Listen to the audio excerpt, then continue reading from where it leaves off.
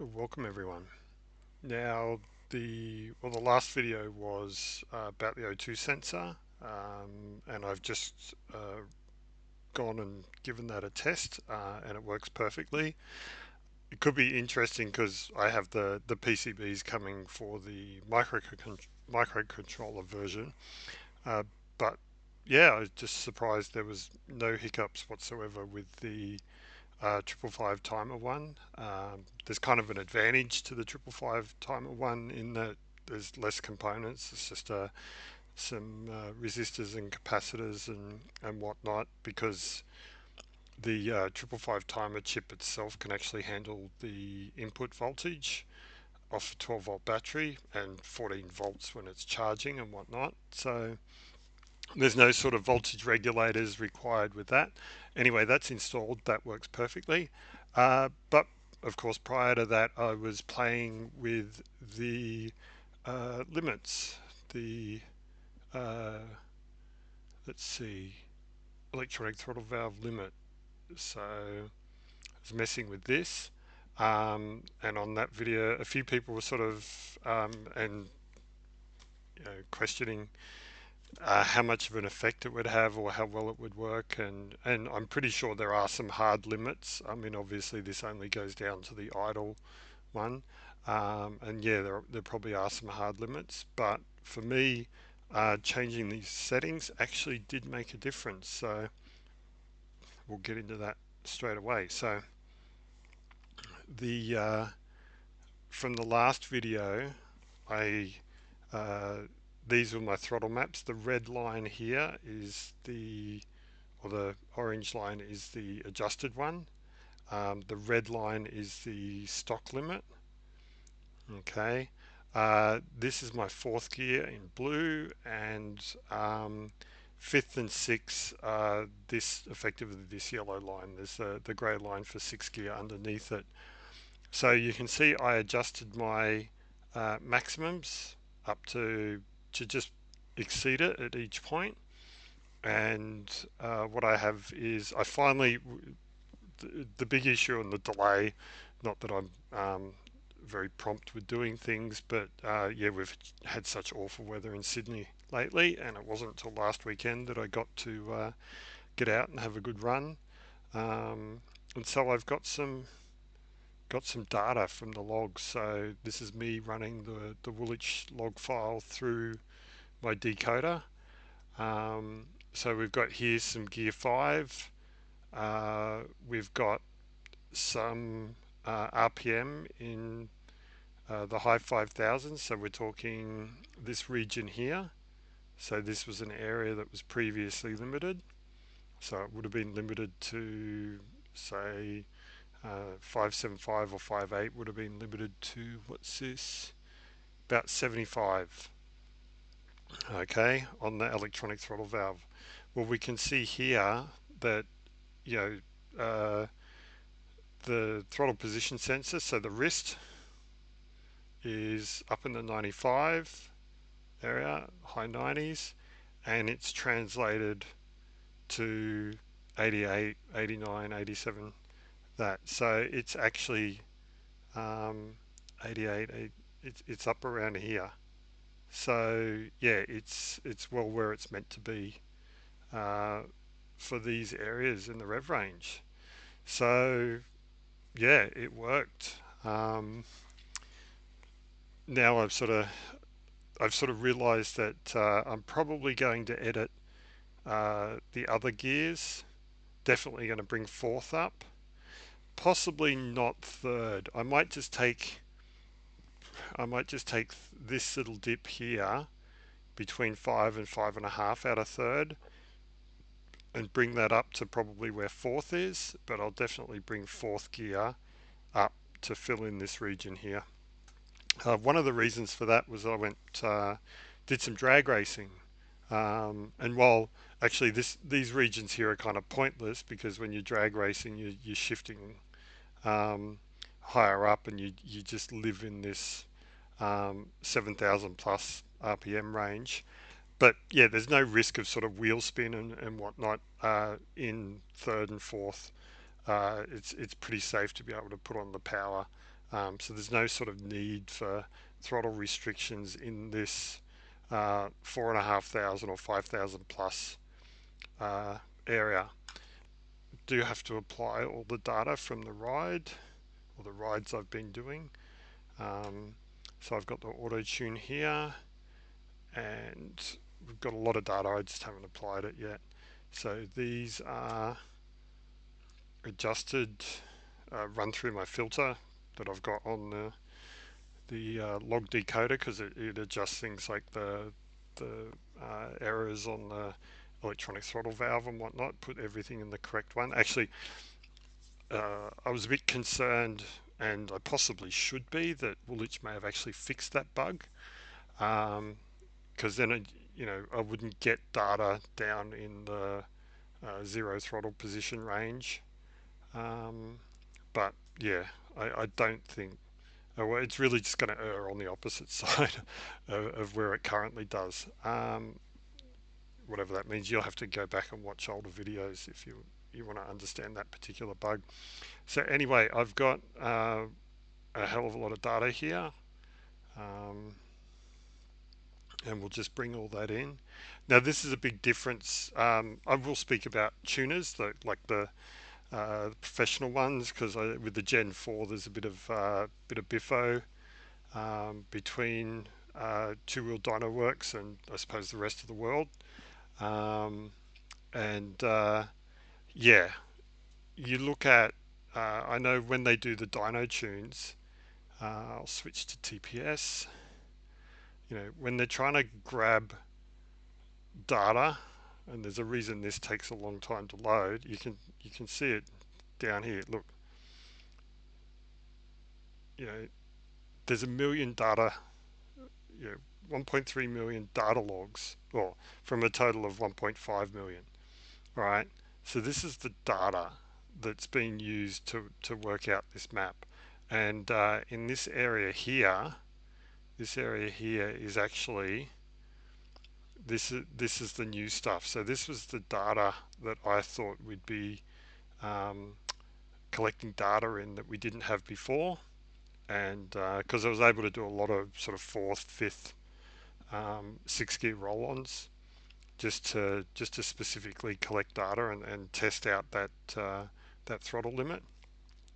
But yeah, anyway, the sheer volume of records that make up, you know, this. If they're doing it on a dyno, they typically try and map through all of the cells, and they'll effectively collect one or two data points just to fill each cell.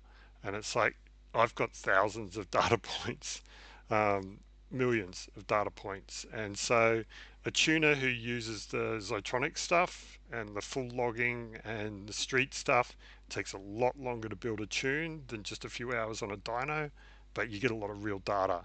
And I think that's one of the things where there's people out there at the moment saying, oh yeah, this is the proper way to tune with a dyno run. That's like, no, no, no, you haven't got anywhere near the data. Don't want to get into that beyond what it is, because yeah, there's a reason I got into doing this myself, and that was because I hit a dodgy tuner who tried to rip me off. Anyway, that's the first video. Now I'm happy with the data that's come in here, and the IAP version as well.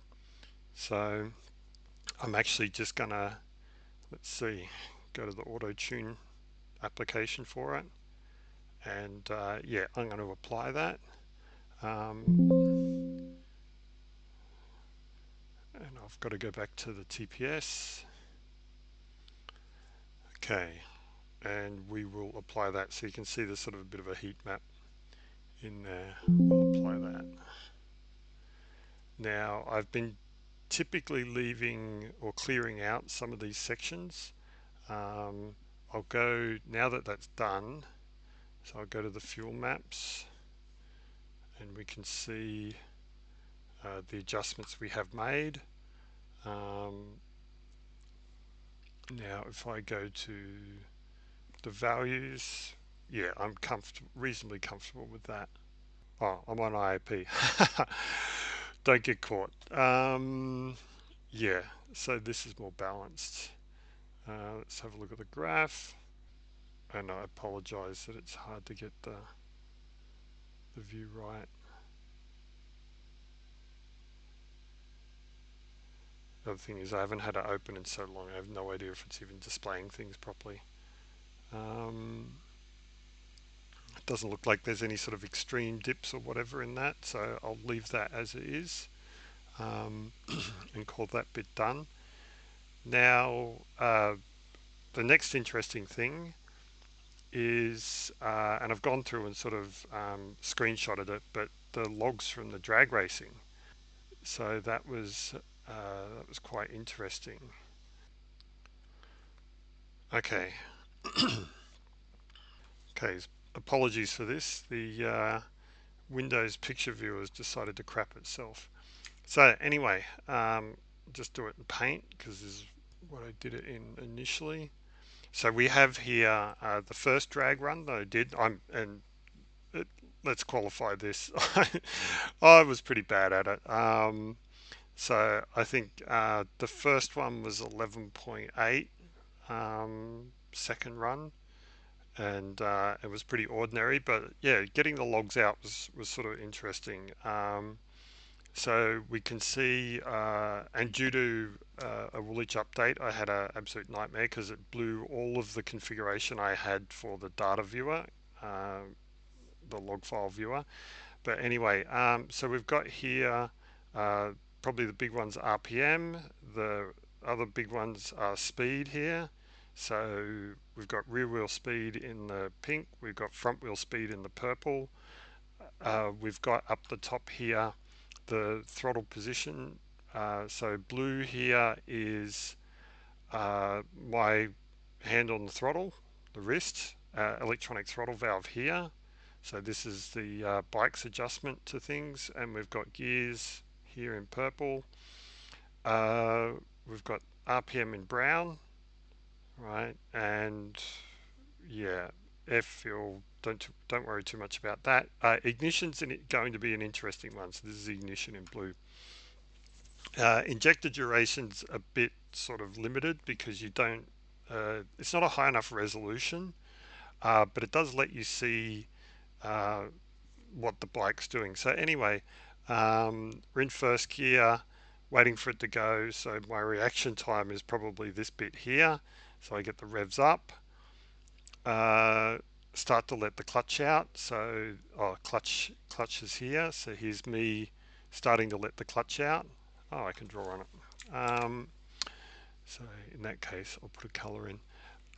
Yeah, so here's me letting the clutch out. All right. You can see the speed part start to build, the revs drop down, and you can see here the front wheel lifts off the ground. So front wheel speed's dropping, rear wheel speed's going up. You can see me close off the throttle, or at least limit the throttle a bit. That gets the front wheel back down. So, and then I crack it back open as I change gears. And then because I'm really bad at it, I let it hit the rev limiter. So you can see that as part of the rev limiting, it's actually lowered the electronic throttle valve and it's cut the injector duration, right? It hasn't done anything to the ignition. So it's just stopped putting fuel in and it's actually closed the amount of air. Um, and so it was interesting to see that that's um, how it handled that. Now, apart from that, the rest of the run was sort of not anything interesting. Now, if I go to um, the second run, let's see. So if we have a look at this one here, uh, similar deal. So take off, get a little bit of lift, get a bit bigger bit of lift, and I really shut off the throttle here. So this was, you can see I've gone and shut off the throttle to put the front down. And then I've opened the throttle back up again and it's just lifted straight back up. and yeah, then I was sort of a bit too scared, so I hesitated, and I also jumped up through the gears a bit too quick and just kind of ruined that run. But it was actually a faster run than the previous one. If I go to the third run, uh, let's see, don't save. Actually, what I should do is um, let's have a look at one of them. So probably I'll go to the third run, and apologies for the noise, but let's see where we are. It was quite interesting. It was the first time I've done it. It was all casual. They run all the cars through first, and then they get the bikes in. So, and apologies for the noise. It's a cheap camera, but it does the job.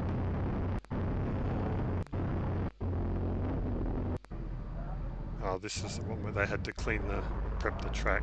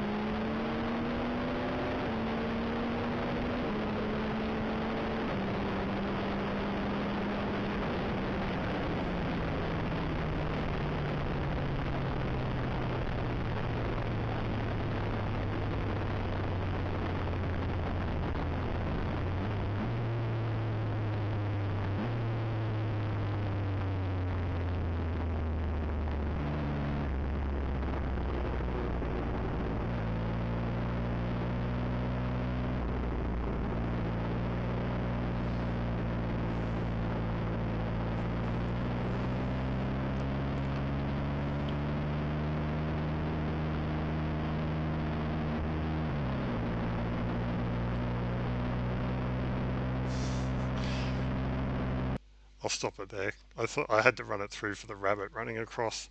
Um, so yeah, that one once again. So bit of lift, but and yeah, you can see I sort of hesitated a bit, closed the throttle off a bit. Little bit more lift there, but I didn't quite notice it. It's right on the gear shift, so I probably, because I was changing gears, that brought it down. Um, and yeah, apart from that, pretty straightforward run. That was actually my best one. It was a 11.65. Probably where I failed and could have gone faster was this wasn't at full throttle. Um, and it's just there's so much rotation to do on the throttle that you kind of forget to do it, because on the street you're just going to end up too fast. On the street you end up getting pinged by the cops because you're going way too fast. So, um, I mean, here I'm doing halfway through. I'm doing 100. This is, I think, where I took the screenshot of the thing. So that's 170 kilometers an hour. Um, Anyway, I want to do next one's kind of interesting because after that the track started to get really greasy, and so I've got this one here, and it's got some interesting things. Uh, it's got me screwing up again and hitting the rev limiter, but it's got here where the rear wheel speed is a lot higher than the front wheel speed. So taking off, and it's just started to spin. Um, and you can see here with the ignition, here's the traction control kicking in. So it's a really good view of how the traction control works. So it just cut the ignition. Didn't, well, I could potentially say that it also cut the electronic throttle valve.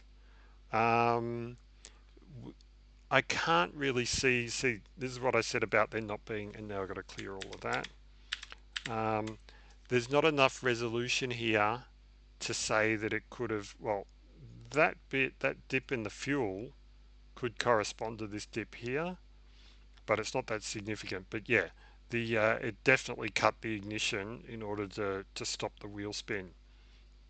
And of course, once it's bid again, and I've also realized the wheel was spinning, so I've closed that off as well. Um, and yeah, once traction's gained again, it's lifted the front, and then I've sort of got a little slight bit of lift as I've got the power on through the rest of it. And yeah, as I said, I hit the rev limiter again and basically ruined this run. Um, let's see the next one. I'll go through them all. There was 9 runs all up, and it was, yeah, it was interesting and fun. Yeah, look, rev limiter again. You think I'd pay attention? Uh, no, this one's not the one. Let's see. This one's just, oh, this one's great. Um, so what we've got here, obviously, got a little bit of wheelie. All right. We have got a huge amount of wheel spin. um, Strangely though, the I can't see the traction control kicking in on this one. So, and that was coming out of a gear change. So I was slow on the gear change. You can see the gap between uh, first and second. Anyway, clear that off again. But the fact that, yeah, it hasn't cut the ignition on this one is quite, to me, quite interesting. But it has, the rear wheel speed is a lot higher than the front wheel speed. The wheel spin there. Oh. So the interesting thing, uh, okay, we've got a wheelie here, you know, a little bit of front wheel lift. The thing with the wheelie is that the front wheel speed drops. The same here, you can see that the rear wheel speed is quite consistent, but the front wheel drops. But here you can see that the front wheel speed is relatively consistent, and that's because the front wheel's still on the ground. But you can see the rear wheel speed is just shot right up. Um, and yeah, that's me as part of, I shifted it quite slowly. But yeah, it's just bit and lit up the rear wheel, which was quite an interesting moment. I'll do one of the other ones and see what we got. Maybe we've got more, but it was just getting slipperier and slipperier and slipperier. Um, let's see, yeah, another slight wheel spin here, but that was on gear shift, so not really a big drama. Although you can see I sort of flipped again and closed the throttle. Um, and yeah, I was getting pretty tired too. So I'm making excuses. Nothing wrong with lots of excuses. This one was pretty clean, and I think this is the last run. So yeah, this is the last one. This was my cleanest. It had the highest top speed, um, and you know, I made the least amount of mistakes. I got it up to 100% throttle and sort of kept it there. Had minimal, no sort of wheel spin or minimal sort of lift, but by this time I had the traction control on 3. So anyway, yeah, there's all that data, and it was interesting to look at. I think what I'd do if I was ever going to do it again, I would go into other maps. Yep, ETV throttle maps, and I would come in here and I would um, I'd look at the data on these and say, okay, I'd pick a mode, so I'd pick maybe 3. I'd go to first gear and I'd say, okay, what causes wheel spin? So I'd probably have to come back to this one, all right, and I could say that um, at these, whatever these revs are here, where it just started to lift the front, I'd probably keep it close to this. So I'd say at whatever RPM this is, hard to say, probably about 5.5. Then I'd limit the throttle to um, probably 83. What have we got here? 60. Um, maybe 65, and I'd do that at like 50%. So I'd come along here and go, okay, 50% throttle, I'd limit it to around here. So bang, and I'd make that 80, or sorry, 60. So I'd make that, let's do this. So we're talking here,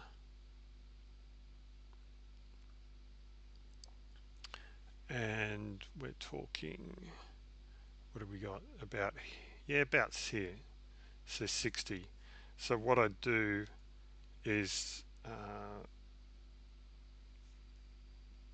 come in here and just make this 60. Oops, that's in percentages, not value.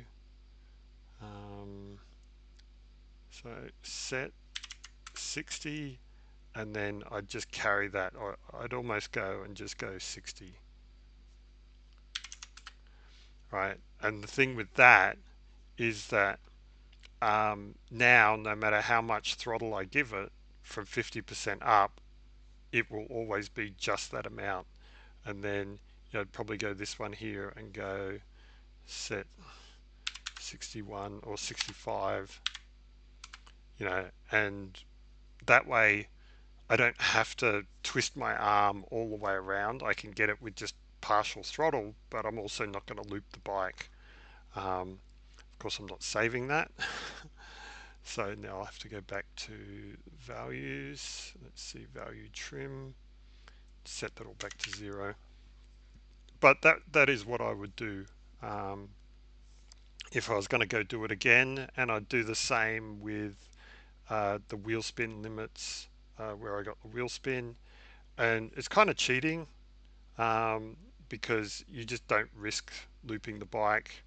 You can control uh, how much wheelie you're going to get, um, and you can also do it without having, like, you can give yourself 100% throttle without actually turning 100% at the wrist. So if you can get away with just you know 50% of the throttle turn and get just the right amount of power that will accelerate the bike without causing any issues, then yeah, it just makes life so much easier. I mean, the amount of times I actually just forgot to drop my elbow right down and give it full throttle was quite sort of, yeah. Um, Even here, it was just hard keeping it on full throttle. You can see it here where I've actually dropped it. Oh, that was because of the rev limiter. But yeah, just the way it is. And in here, I'm like, oh, hang on, I'm meant to be giving it full throttle, so I open it up because I completely forgot to do it. So, and but the big takeaways, of course, were that um, changes to the electronic throttle valve limit, these changes here, they worked, and I was right up on these limits, uh, as was visible here. So I've got plenty of logs and plenty of other files and whatnot. So let's see, 6.5, 6.5. That was limited. So before it was limited down here, and now I've been able to get up to 98. So 6.5 ETV corrected, 98. There we go. So, and that was in 5th gear. So yeah, that was what I set out to check, and that's what we got. And yeah, we'll call it done. So anyway, thanks for tuning in. I hope this was helpful. Obviously, I'm just a DIYer doing it themselves, which is obviously what DIY stands for.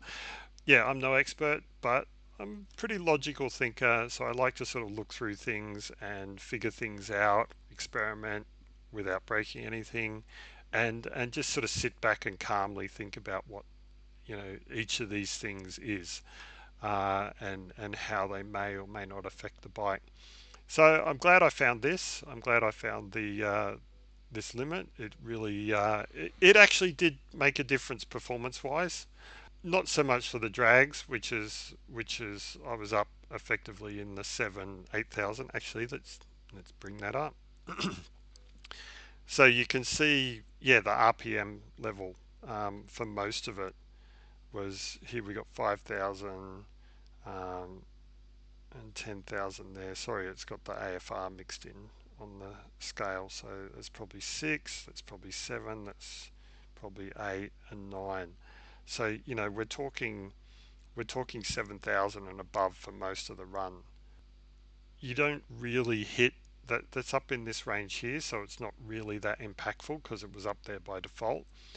But yeah, made it definitely makes a difference on the street if you're out in the country roads, and having a bit of fun, particularly if you get a nice open straight bit and you can just and you're doing sort of a roll on thing. You come out of a corner, you sort of lower down in the revs and you see a nice run. You can just, yeah, open it right up and it will just roll on and really, really pull a lot harder than it used to. So yeah, say it again. I always do it. How many times do I say goodbye in a video? So many times. Anyway, calling this done, and thank you for tuning in.